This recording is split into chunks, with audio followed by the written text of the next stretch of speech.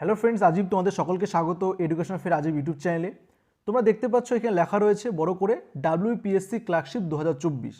তো তোমরা যারা যারা ফর্ম ফিল আপ করেছো এই ক্লার্কশিপ 2024-এর জন্য এবং পরীক্ষাতে বসবে এবং তোমাদের এখনও জানা নেই যে সিলেকশন প্রসেস কীভাবে হবে, এক্সাম প্যাটার্ন কী থাকছে এবং সিলেবাস কি কোনো পরিবর্তন হয়েছে কি হয়নি এবং মিনিমাম কোয়ালিফাইং মার্কস কত রয়েছে। তো এই সমস্ত দিকগুলো লক্ষ্য রেখে আজকে কিন্তু এই ভিডিওটা হতে চলেছে। তো যে সমস্ত বিষয়গুলো এই ভিডিওতে আমরা আলোচনা করব, তোমরা দেখতে পাচ্ছ এক এক করে এখানে লেখা রয়েছে। প্রথমে যে সিলেকশন প্রসেস কী রয়েছে, পরেরটা বলছে এক্সাম প্যাটার্ন কী থাকছে, সিলেবাস কী রয়েছে, মিনিমাম কোয়ালিফাইং মার্কস কী রয়েছে এই এক্সামটা মানে পাস করতে গেলে, তারপরে স্যালারি স্ট্রাকচার কী রয়েছে এবং সর্বোপরি যেটা মেন ইম্পর্টেন্ট সেটা হলো ক্লার্কশিপ এক্সামটা 2024-এ কবে হতে চলেছে। তো এই সমস্ত বিষয়গুলো কিন্তু আজকে এই ভিডিওতে আমি আলোচনা করব। ভিডিওটি খুবই গুরুত্বপূর্ণ হতে চলেছে, তো ভিডিওটি একটু বড় হতে পারে, তোমরা একটু ধৈর্য সহকারে ভিডিওটা প্রথম থেকে শেষ পর্যন্ত দেখতে থাকো। আশা করব যে ক্লার্কশিপ 2024 এক্সামে যারা বসবে তাদের অনেকটাই সাহায্য হবে। প্রথমে আমরা যে বিষয়টি দেখব তা হলো সিলেকশন প্রসেস। তো তোমাদের এখানে মনে রাখতে হবে যে এই WPSC ক্লার্কশিপ এক্সাম পাস করতে গেলে মূলত 3টি স্টেজ কিন্তু আমাদের পার করতে হবে। ফার্স্ট স্টেজ যেখানে পার্ট 1-এর এক্সাম দিতে হবে, যা থাকবে objective type. Next second stage part 2-এর এক্সাম দিতে হবে, যেখানে কনভেনশনাল টাইপ থাকছে। এবং থার্ড স্টেজ যেখানে প্রত্যেক ক্যান্ডিডেটকে কম্পিউটার নলেজ এবং টাইপিং টেস্ট দিতে হবে। এটা কিন্তু বাধ্যতামূলক প্রত্যেকেই দিতে হবে। তাহলে এই 3টা স্টেজ পার করতে গেলেই কিন্তু চাকরি কনফার্ম। এবং দেখো এরপর বলা হয়েছে যে West Bengal public service commission, যাকে WPSC বলা হয়ে থাকে, নির্বাচন প্রক্রিয়া পরবর্তী ধাপে নিয়ে যাওয়ার জন্য প্রার্থীদের বাছাই করার জন্য WPSC ক্লার্কশিপ পার্ট 1 এক্সাম পরিচালনা করে থাকে। বোঝা গেল বিষয়টি? তো এরপরে দেখো যে বলা হচ্ছে যে পার্ট 1 এক্সামে মূলত প্রত্যেক ক্যান্ডিডেটকে কিন্তু ইংলিশ, জেনারেল স্টাডিজ এবং অ্যারিথমেটিক এই 3টি বিষয় কিন্তু ভালো করে দেখতে হবে, কারণ এখান থেকে কিন্তু পার্ট 1-এর এক্সামটা কিন্তু হবে। এবং মার্কস ডিস্ট্রিবিউশন কী থাকবে সেটা আমরা পরবর্তীতে এক এক করে আলোচনা করব। নেক্সট দেখো কি বলা হচ্ছে যে পার্ট 1 এক্সামে যোগ্য প্রার্থীরা পার্ট 2 এক্সামে অংশগ্রহণ করতে পারবে। যে পার্ট 1 এক্সামে যারা পাস করবে তাদের কিন্তু পার্ট 2 এক্সামে এবার বসতে হবে। বোঝা গেল? এবার দেখো যে এই পার্ট 2 এক্সামে কিন্তু প্রত্যেক ক্যান্ডিডেটকে আমাদের দুটো গ্রুপ থাকবে, গ্রুপ এ এবং গ্রুপ বি। তো এখানে কিন্তু মূলত ইংলিশ এবং বেঙ্গলি, হিন্দি, উর্দু, নেপালি, সাঁওতালি প্রত্যেকটা ভাষায় কিন্তু প্রশ্ন হবে। তো এখানে মনে রাখতে হবে যে প্রত্যেক ক্যান্ডিডেটকে কিন্তু যে গ্রুপ এতে যদি ইংলিশ থাকে তাহলে আমরা মনে করো বাঙালি, তাহলে আমরা কিন্তু সেকেন্ড গ্রুপ বিতে কিন্তু আমরা বেঙ্গলিটা রাখবো। তাহলে এইভাবে কিন্তু যা যেটা রয়েছে সে সেটা ভাষায় পরীক্ষা বসতে পারবে। যে সকল চাকরি প্রার্থীরা WPSC ক্লার্কশিপ পার্ট 1 এবং পার্ট 2 এক্সাম পরীক্ষায় উত্তীর্ণ হয়েছে তাদেরকে কিন্তু এবার কম্পিউটার নলেজ এবং টাইপিং টেস্টেও পরীক্ষা দিতে হবে। ঠিক আছে? তো এই ছিল কিন্তু সিলেকশন প্রসেসটি। এরপর যেটা দেখবো সেটা হলো এক্সাম প্যাটার্ন। তো তোমরা দেখতে পাচ্ছ এখানে লেখা রয়েছে যে WPSC ক্লার্কশিপ পার্ট 1-এ মোট 100টি প্রশ্ন থাকে। তো তোমরা মনে রাখবে যে এখানে কিন্তু 100টা প্রশ্ন থাকবে। জেনারেল স্টাডিজ, ইংলিশ এবং অ্যারিথমেটিক সবগুলো মিলিয়ে কিন্তু 100 নম্বর প্রশ্ন থাকবে এবং প্রতিটি প্রশ্নের মান 1 করে থাকবে। পরীক্ষার জন্য সময় থাকছে 90 মিনিট এবং বলা হয়েছে MCQ টাইপ কোশ্চেন্স থাকবে। প্রতিটি ভুল উত্তরের জন্য 0.25 নম্বর কাটা হবে। তাহলে দেখো যে 4টা ভুল করলে কিন্তু 1 নম্বর কাটা হবে, নেগেটিভ মার্কিং এখানে রয়েছে। এবং বলা হয়েছে যে ইংরেজি ও বাংলা ভাষায় প্রশ্ন করা হবে, এটা কিন্তু বলা হচ্ছে এইখানটাতে। তাহলে বোঝা গেল এই পর্যন্ত। তো দেখো এরপর আমরা যে বিষয়টা দেখব সেটা হলো ক্লার্কশিপ পার্ট 1 এক্সামের যে মার্কস ডিস্ট্রিবিউশনটা রয়েছে, যে কোন সাবজেক্ট থেকে কত মার্কস থাকবে। তো প্রথমে দেখো যে ইংলিশটা কিন্তু রয়েছে, তো তোমরা মনে রাখবে ইংলিশ থেকেও 30টা কোশ্চেন থাকবে এবং 30 মার্কস থাকবে। এবং ঠিক একই রকমভাবে অ্যারিথমেটিক্স থেকেও কিন্তু 30টা কোশ্চেন হবে এবং 30 মার্কস থাকবে। পরে রয়েছে জেনারেল স্টাডিজ, 40টা কোশ্চেন থাকবে এবং 40 মার্কস। এবং টোটালটা কিন্তু টোটাল মিলিয়ে কিন্তু 100টা কোশ্চেন হবে এবং 100 মার্কস কিন্তু থাকছে, যে প্রত্যেকটা কোশ্চেন কিন্তু 1 নম্বর করে ক্যারি করবে। এবং দেখো সময় কিন্তু তোমরা পাবে 90 মিনিট, মানে 1 ঘন্টা 30 মিনিট কিন্তু সময় তোমরা পাবে এই পরীক্ষাটার জন্য। এবং তোমাদের এখানে মনে রাখতে হবে এখানে কিন্তু নেগেটিভ মার্কিং রয়েছে, যে 4টা ভুল হলে কিন্তু 1 নম্বর করে মাইনাস হবে। ঠিক আছে? তো এই ছিল আমাদের ক্লার্কশিপ পার্ট 1 এক্সামের যে মার্কস ডিস্ট্রিবিউশনটি। তো এরপর দেখো এরপর আমরা দেখব যে সিলেবাসটি কী রয়েছে। তো দেখো আমাদের কিন্তু প্রথম যে এক্সামটা হবে, যে পার্ট 1 এক্সামটা, এটা কিন্তু MCQ টাইপ হবে। এবং এখানে যদি প্রথমে যদি আমরা আলোচনা করি জেনারেল স্টাডিজ সিলেবাসটি, তো এখানে সিলেবাসটা কিন্তু একটা হিউজ সিলেবাস রয়েছে। তো প্রথমত যে বিষয়গুলো তোমাদের লক্ষ্য করতে হবে সেগুলো হলো যে কারেন্ট ইভেন্টস, ঠিক আছে, মানে কারেন্ট অ্যাফেয়ার যেগুলো রয়েছে, বর্তমান ঘটনা, এই সমস্ত বিষয়গুলো কিন্তু মনে রাখতে হবে, জানতে হবে। এবং নলেজ অফ সায়েন্টিফিক অ্যাসপেক্ট মানে বৈজ্ঞানিক যে সমস্ত বিষয়গুলো, সাধারণ জ্ঞানের যে বিষয়গুলো, সেগুলো কিন্তু তোমাদের একটু দেখতে হবে। এরপর হচ্ছে ইন্ডিয়ান পলিটি, ভারতীয় রাজনীতি, political system, constitution of India, history of India, geography. দেখো এটা কিন্তু হিউজ সিলেবাস রয়েছে এই জেনারেল স্টাডিজ থেকে। তো তোমরা মনে রাখবে এখান থেকে কিন্তু 40 মার্কস কিন্তু থাকবে এই জেনারেল স্টাডিজ থেকে। ঠিক আছে, বোঝা গেল। এরপর দেখো গ্রুপ বিতে কি রয়েছে, বিতে রয়েছে অ্যারিথমেটিক। তো অ্যারিথমেটিকের সিলেবাসটা কী রয়েছে দেখো এক এক করে আমরা দেখিনি।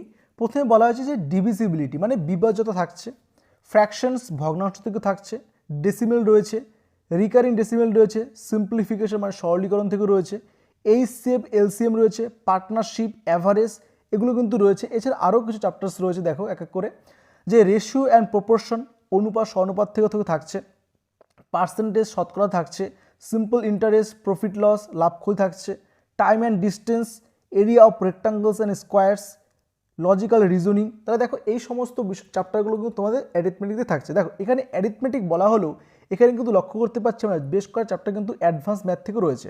তো তোমাদের কিন্তু অ্যারিথমেটিকের পাশাপাশি অ্যাডভান্স ম্যাথগুলো কিন্তু দেখতে হবে এবং এখান থেকে 30 মার্কস কিন্তু থাকবে এই ম্যাথের সেকশন থেকে। ওকে, এরপর দেখো রয়েছে আমাদের পার্ট সিতে যে ইংলিশ। ইংলিশ থেকে কী থাকবে, ইংলিশ থেকে কিন্তু একই রকম ম্যাথের মতো এখান থেকেও 30 মার্কস কিন্তু থাকবে। ওকে, এখানে চ্যাপ্টারগুলো দেখে নাও কী কী সিলেবাসটা রয়েছে। তোমাদের কিন্তু ভোকাবুলারি জানতে হবে এই ক্লার্কশিপের জন্য, এবং গ্রামার রয়েছে। গ্রামার দেখো এখানে কিন্তু ভোকাবুলারি এবং গ্রামার এই দুটো কিন্তু বেশ অনেকটা জায়গা ইংলিশের, ঠিক আছে, সমস্ত বিষয়গুলো কিন্তু এর মধ্যে পড়ে যাচ্ছে। এবার রয়েছে সেন্টেন্স স্ট্রাকচারস, সিনোনিম, অ্যান্টোনিম এবং and it's correct uses etcetera. দেখো ইংলিশের চ্যাপ্টারগুলো কিন্তু বেশ ভালোই রয়েছে, ঠিক আছে, তোমাদের সমস্ত বিষয়গুলো একটু ভালো করে খুঁটিয়ে খুঁটিয়ে দেখতে হবে। এরপর তো তোমরা যখন মনে করো যে এক্সাম মানে পার্ট 1টা ক্লিয়ার হয়ে গেল, এরপর তো তোমাদের পার্ট 2তে বসতে হবে, তাই তো। পার্ট 2তে দেখো, পার্ট 2তে কী থাকবে, পার্ট 2তে কিন্তু তোমাদের মনে রাখতে দুটো গ্রুপ তোমাদের কিন্তু থাকবে। তো প্রথম গ্রুপে কিন্তু প্রত্যেকে ইংলিশে কিন্তু একটা কোশ্চেন হবে, প্রত্যেকে ইংলিশে কিন্তু 50 মার্কস থাকবে, ঠিক আছে। এবং কী রয়েছে সেগুলো আমরা পরে দেখছি, সিলেবাসটা কী রয়েছে। ইংলিশ থেকে কিন্তু 50 মার্কস থাকবে এবং তোমরা যে কোনো পরে গ্রুপ বিতে কিন্তু বেঙ্গলি নিতে পারো, হিন্দি, উর্দু, নেপালি, সাঁওতালি এই সমস্ত ভাষায় কিন্তু কোশ্চেন থাকবে। যার যেটা হবে সে সেটা পরীক্ষায় বসতে পারবে, যার যেটা সুবিধা হবে সে সেটা নিয়ে কিন্তু পরীক্ষা দিতে পারবে। এখান থেকে কিন্তু একই রকম 50 মার্কের কোশ্চেন থাকবে টোটাল। দেখো এখান থেকে কিন্তু পার্ট 2 এক্সামে কিন্তু তাহলে 100 মার্কসের কিন্তু এক্সামটা তোমার দিতে হচ্ছে। এখানে দেখো টাইম রয়েছে কিন্তু 60 মিনিট, ঠিক আছে, 60 মিনিট কিন্তু সময় তোমরা পাবে এই পার্ট 2 এক্সামের জন্য। ওকে, তারপরে দেখো কি রয়েছে, দেখো এরপর কিন্তু আমাদের পার্ট 2 যে সিলেবাসটা রয়েছে সেটা কিন্তু একটু দেখতে হবে।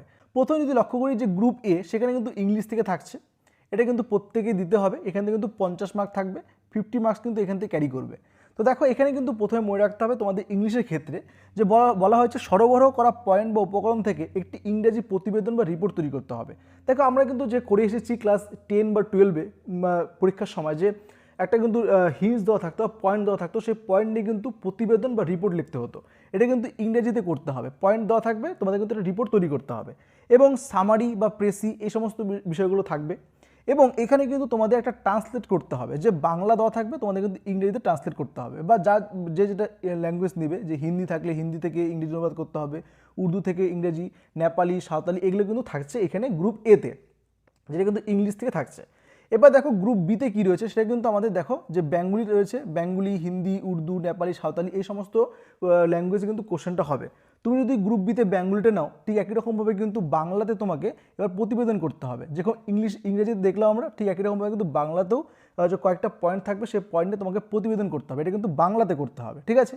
এবং একই রকমভাবে এখানে কিন্তু সারাংশ বা সামারি রয়েছে বেঙ্গলিতেও বা গ্রুপ বিতেও।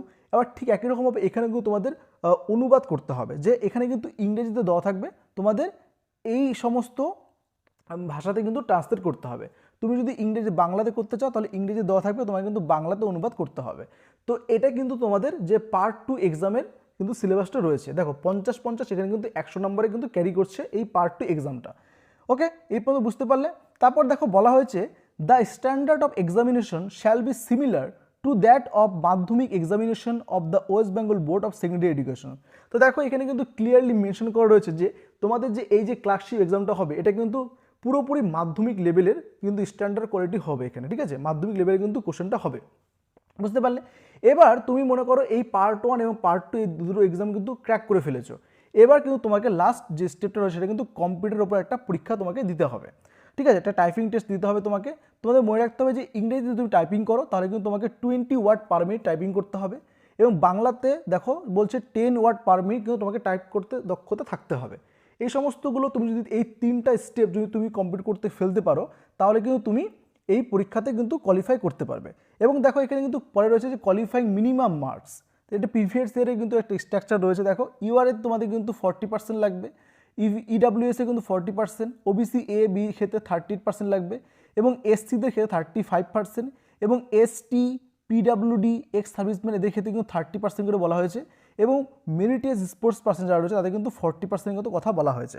এটি কিন্তু একটা মিনিমাম কোয়ালিফাইং মার্কস এখানে আমি রেখেছি তোমাদের সুবিধার্থে, যাতে তোমরা সমস্ত বিষয়গুলো একবারে ক্লিয়ার করতে পারো। এবং তুমি মনে করো এবার চাকরিটা পেয়ে গেলা, তাহলে এবার তোমার স্যালারি স্ট্রাকচার কী থাকবে দেখো সেটাও দেখে নাও। এখানে কিন্তু তোমাদের মনে রাখতে হবে যে WPPSC ক্লার্কশিপ সেখানে কিন্তু পে লেভেল 6 অনুসারে তোমাদের কিন্তু বেতনটা দেওয়া হচ্ছে, যেটা শুরু হচ্ছে দেখো 22,700 থেকে, যেটা কিন্তু 58,500-তে গিয়ে শেষ হবে। এটা কিন্তু আমি বেসিক পের কথা বলছি, ঠিক আছে।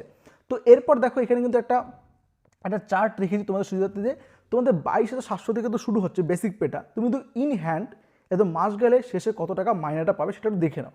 দেখো বেসিক পে বলা হয়েছে 22,700, তোমাদের কিন্তু এখানে মেডিকেল অ্যালাউন্স দেওয়া হবে, যেটা কিন্তু 500 টাকা করে দেওয়া হয়। এবং দেখো এইচআরে যেটা রয়েছে যে হাউস রেন্ট অ্যালাউন্স, এটি কিন্তু তোমার এই বেসিক পেজ রয়েছে 22,700, তার কিন্তু 12% কিন্তু তোমাকে দেওয়া হবে এখানে, ঠিক আছে। 12% করে দেখবে তোমার 2,724 টাকা হচ্ছে, এটি কিন্তু তোমার এইচআরে থাকবে। এবং একই রকমভাবে ডিএ কিন্তু তোমার এই বেসিক পে থেকেই কিন্তু 6% তোমাকে ডিএ দেওয়া হবে, যা যেটা বেসিক পে হবে সেই অনুযায়ী কিন্তু তোমাদের এইচআর এবং ডিএগুলো দেওয়া হয়ে থাকে।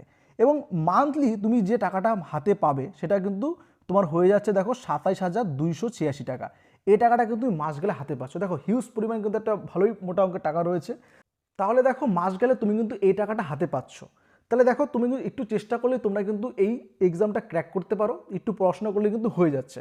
এবং শেষ যে পার্টটা দেখবো সেটা হলো যে এক্সামটা কবে হতে চলেছে। দেখো এটা কিন্তু বলা হয়েছে যে জুন মাসে কিন্তু বেসিক্যালি এই এক্সামটা হওয়ার সম্ভাবনা রয়েছে, পার্ট 1 এক্সামেরটা।